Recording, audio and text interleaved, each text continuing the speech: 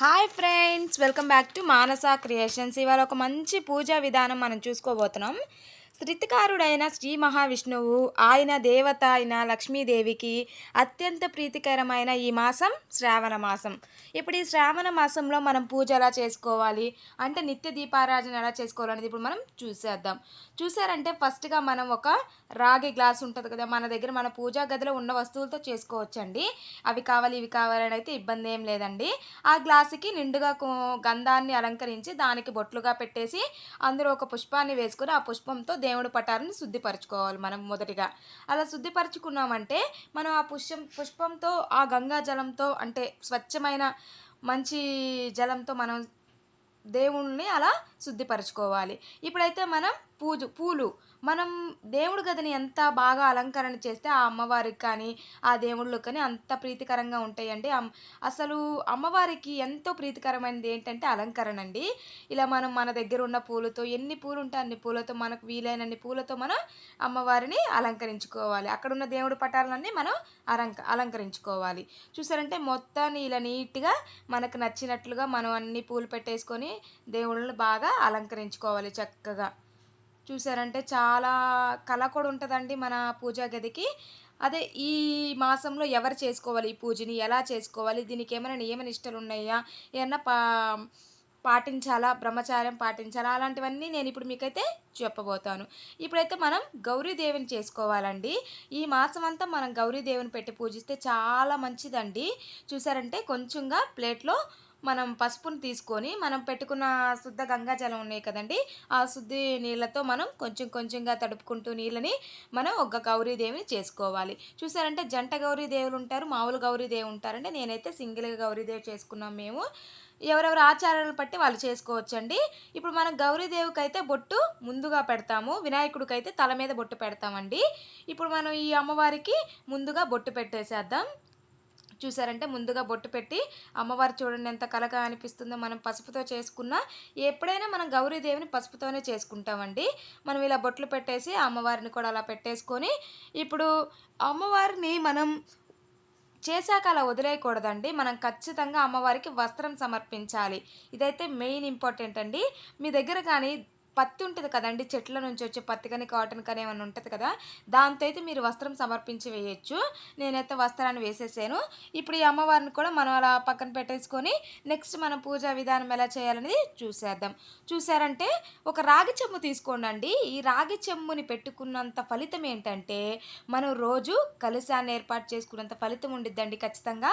కాబట్టి మనం ఒక రాగి చెంబుని తీసుకొని అందులో శుద్ధ జలం గంగాజలం పోసి అక్కడ పెట్టుకున్నామంటే మన పూజ గదిలో మనం ఎంతో కలశాన్ని పెట్టుకున్నంత ఫలితం మనకు లభించిద్దండి. కాబట్టి ఒక రాగి చెంబు తీసుకొని దానికి నిండుగా గంధాన్ని పూసేయాలంటే బాగా గంధంతో అలంకరించేసి మళ్ళీ కుంకుమతో బొట్లు పెట్టుకోవాలండి. అప్పుడు అసలు కుంకుమ గంధంతో అలంకరిస్తే ఎంత చక్కగా ఉంటాయో చూడండి మీరే. అసలు అంత కళగా ఉంటుంది మన పూజ గది అనేది. అసలు ఇవన్నీ మనం రోజు శుద్ధిపరచుకోవాలండి. ఏంటంటే ఈ మనం వాడే ఈ రాగి కానీ ఇత్తడి కానీ ఈ వస్తువులన్నీ రోజు మనం పూజ చేసేటప్పుడు ఖచ్చితంగా శుభ్రపరచుకోవాలి. చూసారంటే బొట్లు పెట్టేసుకొని ఇప్పుడు ఇందులో మనం శుద్ధ గంగాజలం పోయాలండి. గంగాజలం ఉంటే పోయొచ్చు మీరు, లేదంటే నార్మల్గా మనం వాడని వాటర్ ఉంటాయి కదండి, శుద్ధంగా ఉండే వాటర్, ఆ శుద్ధ వాటర్ మనం ఆ రాగి చెంబులో పోసుకోవాలి. ఇలా పోసుకొని అది పెట్టుకోవడం వల్ల మనం కలుషం పెట్టుకునేంత పుణ్యం వచ్చిందని చెప్పుకున్నాం కదండి.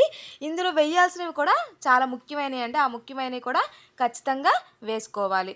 చూసారంటే ఇవన్నీ బొట్లు పెట్టడం అయిపోయాక మనం ఇప్పుడు వాటర్ తీసుకొని అందులో పోసుకోవాలండి. గంగాజలాన్ని అందులో పోసుకోవాలి. గంగాజలాన్ని అందులో పోసుకొని ఇప్పుడు మనం ఇందులో ఏమేమి వేసుకోవాలంటే పసుపు కుంకం వేసుకోవాలి. అంటే ఈ గంగాజలం శుద్ధంగా ఉంటాయి కాబట్టి ఇందులో మనం ఆ పసుపు కుంకాన్ని వేసుకొని పచ్చకర్పూరం అండి, పచ్చకర్పూరం కూడా ఉంటుంది చూడండి మీ దగ్గర ఖచ్చితంగా. ఆ పచ్చకర్పూరాన్ని కూడా ఇందులో కొంచెం యాడ్ చేసుకున్నామంటే ఎంతో పరిమళంగా ఉంటుందండి. ఈ అమ్మవార్లకి కానీ ఈ దేవుళ్ళకి కానీ పరిమళం అంటే చాలా ఇష్టం కాబట్టి ఖచ్చితంగా అది వేసుకోవాలి. ఈ మొత్తం ఏసేసుకొని మనం ఇప్పుడు ఇందులో ఒక పుష్పం కూడా వేసుకోవాలండి. పుష్పాన్ని కూడా వేసుకొని, ఈ రాగి చెంబుని మనం ఎక్కడంటే అక్కడ పెట్టుకోకూడదండి మన పూజ గదిలో. ఈశాన్యం వైపుగా పెట్టుకుంటే ఫలితం అనేది ఖచ్చితంగా ఉంటదండి. చూడండి, మన దేవుడి పటాల దగ్గర ఉన్న స్థలంలోనే మనం ఈశాన్యం వైపుగా రాగి చెంబుని పెట్టుకోవాలి.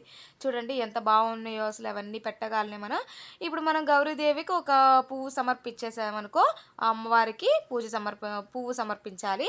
ఇప్పుడైతే మనం చేసే ప్రమిదలుంటాయి కదండీ! ఏదైతే దీపారాజన కుందులు గానీ, ప్రమిదలు కానీ ఎందులో చేస్తే అవి తీసుకోవాలి. ఇక్కడ ఒకటి తెలుసుకోండండి ఖచ్చితంగా మనం పూజ చేసేటప్పుడు. మనం చేసే ఈ ప్రమిదలు కానీ, కుందులు కానీ వాటి కింద ఖచ్చితంగా ప్లేట్ అనేది ఉండాలండి.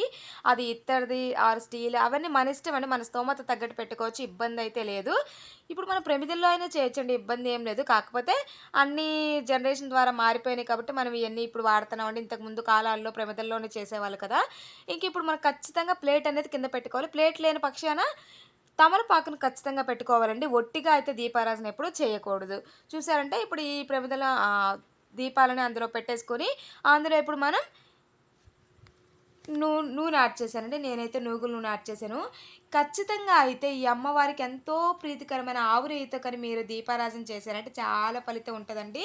మీరైతే ఆవు నెయ్యితో ఖచ్చితంగా దీపారాజన చేసుకోండి. ఇప్పుడు ఇందులోకి మనం ఒత్తులు వేసుకోవాలి. ఒక 2 అటు ఇటుగా ఒత్తులు 2 ఒత్తులను కలిపి ఒక ఒత్తిగా చేసుకోవాలండి ఎప్పుడైనా. 2 ఒత్తులు కలిపి ఒక ఒత్తుగా వేసుకొని ఇప్పుడైతే వీటిని కూడా అలంకరణ చేస్తున్నానండి. ఈ దీపాలను కూడా చూడండి. గంధం, కుంకం పెట్టి అలంకరణ చేసేసాను. అంటే దీపం లోపల అలంకరణ చేసేసి మనమైతే దీపాన్ని వెలిగించుకున్నాం. చూడండి ఎంత కళగా ఉంటదో అండి మనం దీపారాజన చేసినప్పుడు మన పూజ గది అయితే చాలా అందంగా ఉంటదండి. చూసారంటే ఇలా మనం దీపం వెలిగించుకున్నాక ఇప్పుడు మనం ఏం చేయాలంటే గౌరీదేవిని పూజించుకోవాలండి. ఇప్పుడు మనం చూసారంటే గౌరీదేవిని పూజించుకోవాలి. ఈ శ్రావణ మాసంలో నియమనిష్టలు ఏంటంటే అండి అదే కార్తీక మాసంలో అయితే పడక నేల అవి ఉంటాయి కదండీ! శ్రావణ మాసానికి అవేమి ఉండవండి. అప్పుడు కార్తీక మాసంలో ఏంటంటే ఇవి తినాలి, అవి తినాలని పదార్థాలు కూడా ఖచ్చితంగా వాటికి నియమాలుంటాయండి. అవి తినాలి, ఇవి తినాలని ఖచ్చితంగా ఉంటాయి. మీరెప్పుడైనా ఈ పూజ చేసుకునేటప్పుడు శ్రావణుడు కూడా శ్రీ మహావిష్ణువు పుట్టింది శ్రావణ నక్షత్రంలో కాబట్టి శ్రావణ మాసాన్ని ఆయనకు కూడా ఎంతో ప్రీతికరంగా చేస్తామండి మనమైతే. శ్రావణ శనివారాలు అలా చేసుకుంటే కూడా వెంకటేశ్వర స్వామికి చాలా మంచిదండి. ఇప్పుడైతే మనం ఈ పూజని ఉదయం బ్రహ్మముహూర్తం వచ్చేస్తే చాలా మంచిదండి. లేదంటే మనం 8 గంటల లోపు చేసుకుంటే చాలా మంచిదండి. ఇప్పుడైతే మనం ఆచమనీయం తీసుకొని ధూపం వెలిగించాలండి మనమైతే ఇప్పుడు. చూసారంటే మన దగ్గర ఉన్న ధూప్ స్టిక్ కానీ లేదా సాంబ్రాణి ఉంటుంది కదండీ! అదన్నా వేసుకొని ఖచ్చితంగా మనం వెలిగించాలి.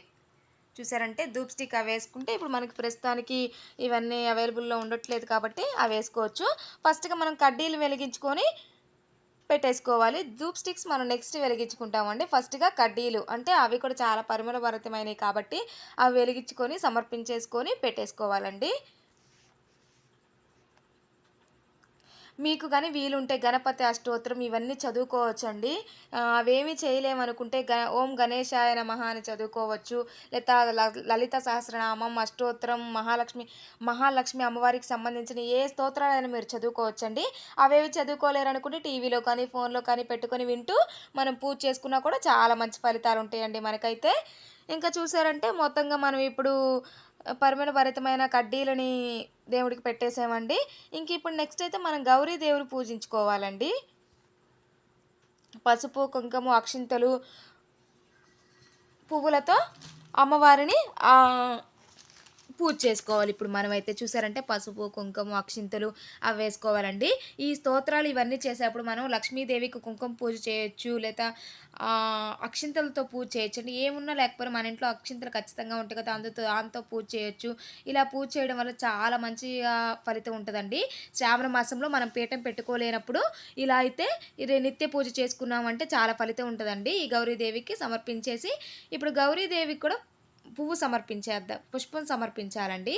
ఇప్పుడు మనం పెట్టుకున్న గౌరీదేవిని ప్రతి శుక్రవారం మార్చుకోవాలండి. మనం వారంలో వచ్చే 4 శ్రావణ మాసాల్లో ప్రతి శుక్రవారం మార్చుకోవాలి. ఏం చేయాలంటే గౌరీదేవిని మనం నీళ్ళల్లో కలిపి ఏదైనా చెట్టుకైనా సమర్పించొచ్చు. లేదంటే ఇప్పుడు మనం పువ్వుల్ని పూజ అయిపోయాక, ఎండిపోయాక మనం ఏం చేస్తాం నిర్మాల్యం చేస్తాం కదండీ! ఆ కవర్‌లో అయినా వేసుకొని ఈ గౌరీదేవిని ఉంచుకోవచ్చండి మనం ఖచ్చితంగా. చూసారంటే ప్రతి శుక్రవారం అయితే ఖచ్చితంగా మార్చుకోవాలండి మనం ఈ గౌరీదేవిని. ఇంకిప్పుడు చూసారంటే మనం అక్షింతలతో కుంకుమ పూజ కానీ, అక్షింతల పూజ కానీ ఏదన్నా కానీ లక్ష్మీ అమ్మవారి ఫోటోకి కానీ, విగ్రహానికి కానీ ఖచ్చితంగా చేసుకోవచ్చండి. విగ్రహం లేనోళ్ళు ఫోటోకి చేసుకోవచ్చు, ఇబ్బందయితే లేదు. మనం ఫోటో కూడా కాదనుకుంటే గౌరీదేవికే ఈ అక్షింతలన్నీ సమర్పించేసుకొని ఈ స్తోత్రాలన్నీ చదువుకుంటే చాలా మంచి జరిగిద్దండి. ఇంకిప్పుడు చూసారంటే ఇప్పుడు మనం గౌరీ అమ్మవారిని కూడా అక్షింతలతో పూజించేసుకుందాం. మన దగ్గర మనకి ఏవైతే సహస్రనామాలు ఇవన్నీ చదువుకోవచ్చు. బుక్ ఉంటే చదువుకోవచ్చండి. లేదంటే చెప్పినట్లుగా ఫోన్‌లో కానీ, టీవీలో కానీ పెట్టుకొని వింటూ మనం పూజ అయితే చేసుకోవచ్చు.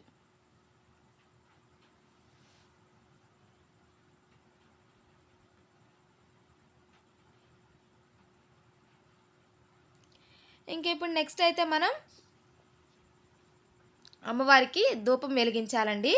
ఈ ధూపాన్ని వెలిగించి అమ్మవారికి కూడా మన పూజ గదిలో ఉన్న దేవుళ్ళకి సమర్పించి, తర్వాతయితే మనం ఇల్లు మొత్తం ఈ ధూపాన్ని మూల మూలలా వేసుకున్నామంటే నెగెటివ్ ఎనర్జీ అంటే ఖచ్చితంగా పోయిద్దండి.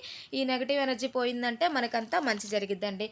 మనం అమ్మవారికి చిట్టి గాజులు, గోమతి చక్రాలు, పసుపు కొమ్ములు, గురిగింజలు, లక్ష్మీ గవ్వలు, తామర గింజలు ఇవన్నీ ఉంటాయి కదండీ!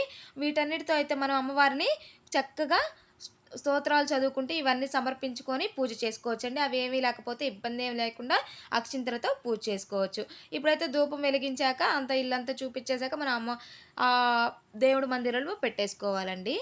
ఈ ధూపం వల్ల అమ్మవారికి ఎంతో ప్రీతికరమైన సువాసన భరితం వచ్చిద్ది కాబట్టి, ఈ ధూపం ఖచ్చితంగా మనం వెలిగించుకోవాలండి. సాంబ్రాణి వేసుకుంటే ఇంకా మంచిదండి.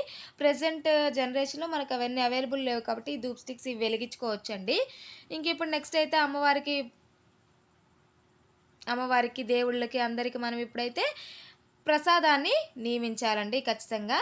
ఏదన్నా మనం చేయగలిగితే ప్రసాదం చేయొచ్చు. లేదంటే చక్కెర కానీ, బెల్లం కానీ సమర్పించొచ్చు. ప్రసాదాన్ని సమర్పించి ఇప్పుడైతే మనం హారతనేది ఇచ్చుకోవాలండి ఆఖరిలో. మనం ఇచ్చేసుకొని దేవుళ్ళందరికీ చూసారంటే మొత్తానికి గంట మోగిచ్చేసి హారతి ఇచ్చేసుకోవాలండి.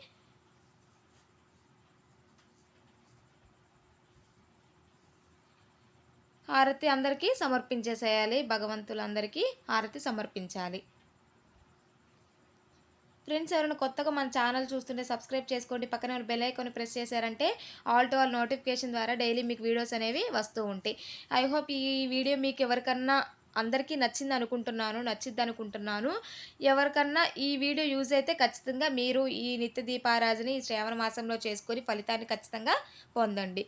ఇప్పుడైతే ఇంకా హారతి అంతా ఇచ్చేసాక మనం ఆ హారతిని మనం కూడా తీసుకొని పూజ అయితే ఇంతటితో సమర్పిస్తాం. Thank you friends.